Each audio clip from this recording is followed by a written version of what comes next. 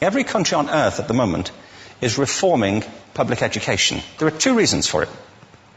The first of them is economic. People are trying to work out, how do we educate our children to take their place in the economies of the 21st century? How do we do that, given that we can't anticipate what the economy will look like at the end of next week, as the recent turmoil is demonstrating?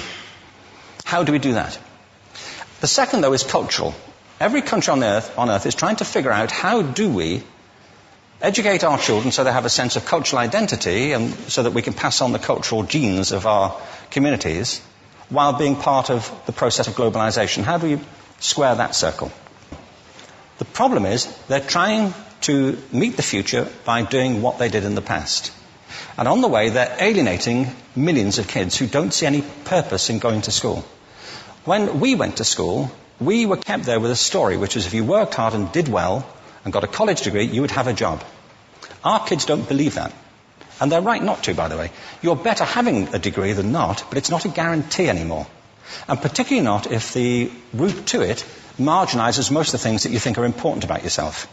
Some people say we have to raise standards as if this is a breakthrough. You know, like, really, yes, we should.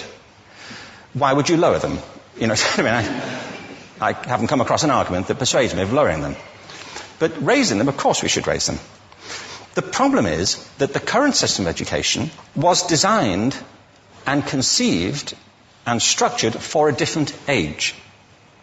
It was conceived in the intellectual culture of the Enlightenment and in the economic circumstances of the Industrial Revolution. Before the middle of the 19th century, there were no systems of public education. Not really. I mean, you could get educated by Jesuits, you know, if you had the money. But public education, paid for from taxation, compulsory to everybody and free at the point of delivery, that was a revolutionary idea. And many people objected to it. They said it's not possible for many street kids, working class children, to benefit from public education. They're incapable of learning to read and write, and why are we spending time on this? So there's also built into it a whole series of assumptions about social structure and capacity. It was driven by an economic imperative of the time, but running right through it was an intellectual model of the mind, which was essentially the Enlightenment view of intelligence. That real intelligence consists in the capacity for a certain type of deductive reasoning and a knowledge of the classics originally, what we come to think of as academic ability.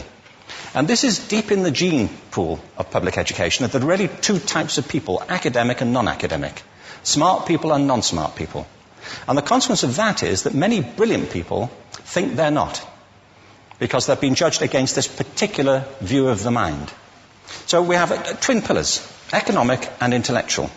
And my view is that this model has caused chaos in many people's lives. It's been great for some. There have been people who have benefited wonderfully from it. But most people have not. Instead, they suffer this. This is the modern epidemic, and it's as misplaced and it's as fictitious. This is the plague of ADHD. Now, this is a map of the incidence of ADHD in America, or prescriptions for ADHD. Don't mistake me here. I don't mean to say there is no such thing as attention deficit disorder. I'm not qualified to say if there is such a thing. I know that a great majority of psychologists and paediatricians think there is such a thing. But it's still a matter of debate. What I do know for a fact is it's not an epidemic. These kids are being medicated as routinely as we had our tonsils taken out. And on the same whimsical basis, and for the same reason, medical fashion. Our children are living in the most intensely stimulating period in the history of the earth. They're being besieged with information and calls for their attention from every platform, computers, from iPhones, from advertising holdings, from hundreds of television channels. And we're penalizing them now for getting distracted. From what? You know, boring stuff at school, for the most part. It seems to me it's not a coincidence totally that the incidence of ADHD has risen in parallel with the growth of standardized testing. Now, these kids are being given Ritalin and Adderall and all manner of things, often quite dangerous drugs, to get them focused and calm them down. But according to this, attention deficit disorder increases as you travel east across the country. People start losing interest in Oklahoma.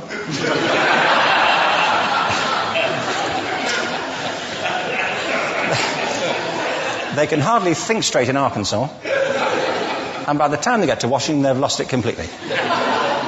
And there are separate reasons for that, I believe. It's a fictitious epidemic. If you think of it, the arts, and I don't say this exclusively of the arts, I think it's also true of science and of maths, but I say about the arts particularly because they are the victims of this mentality currently, particularly. The arts especially address the idea of aesthetic experience. An aesthetic experience is one in which your senses are operating at their peak, when you're present in the current moment, when you're resonating with the excitement of this thing that you're experiencing, when you are fully alive. An anesthetic is when you shut your senses off and deaden yourself to what's happening. And a lot of these drugs are that. We're getting our children through education by anesthetizing them. And I think we should be doing the exact opposite. We shouldn't be putting them asleep. We should be waking them up to what they have inside of themselves. But the model we have is this. I believe we have a system of education that is modeled on the interests of industrialism and in the image of it. I'll give you a couple of examples. Schools are still pretty much organized on factory lines, ringing bells, separate facilities, specialized into separate subjects. We still educate children by batches. We put them through the system by age group. Why do we do that? Why is there this assumption that the most important thing kids have in common is how old they are? It's like the most important thing about them is their date of manufacture. You know what I mean? Well, I know kids who are much better than other kids at the same age in different disciplines, or at different times of the day, or better in smaller groups than in large groups, or sometimes they want to be on their own. If you're interested in the model of learning, you don't start from this production line mentality. It's essentially about conformity, and increasingly it's about that as you look at the growth of standardized testing and standardized curricula. And it's about standardization. I believe we've got to go in the exact opposite direction. That's what I mean about changing the paradigm. There was a great study done recently of divergent thinking. Published a couple of years ago. Divergent thinking isn't the same thing as creativity. I define creativity as the process of having original ideas that have value. Divergent thinking isn't a synonym, but it's an essential capacity for creativity. It's the ability to see lots of possible answers to a question, lots of possible ways of interpreting a question, to think what Edward de Bono would probably call laterally, to think not just in linear or convergent ways, to see multiple answers, not one.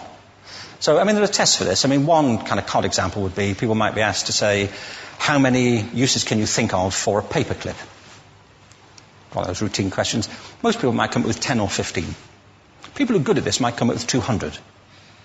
And they do that by saying, well, could the paperclip be 200 foot tall and be made out of foam rubber?